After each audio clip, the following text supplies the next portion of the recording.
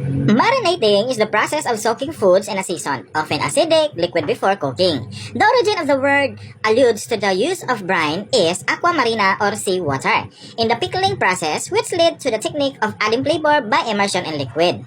The liquid in question, the marinade, can be either acidic, is made with ingredients such as vinegar, lemon juice, or wine, or enzymatic, which is made with ingredients such as pineapple, papaya, yogurt, or ginger, or have a neutral. In addition to these ingredients, a marinated often contains oils, herbs, and spices to further flavor of the foods.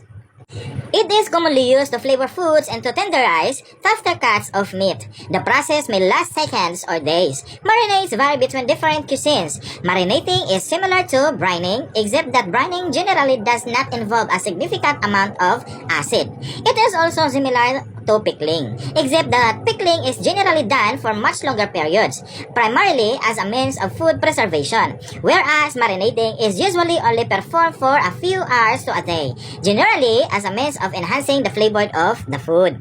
What is a marinade? Marinade is a liquid solution in which you soak foods, particularly meats, before cooking. A marinade adds flavor to foods and makes them more tender by beginning the breakdown process of cooking. This action can be due to acidic ingredients such as vinegar, wine, or fruit juice, or enzymatic components such as pineapple, papaya, guava, or ginger. The breakdown allows fluids and seasoning to enter the meat so it will maintain its moisture during grilling and not dry as quickly.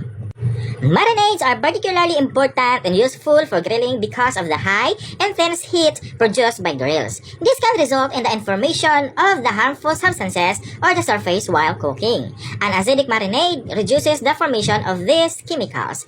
Meat such as chicken, breast, and pork loin are more likely to dry out of the grill and will definitely from a marinade to retain moisture. An example of a good basic marinade would be Italian dressing.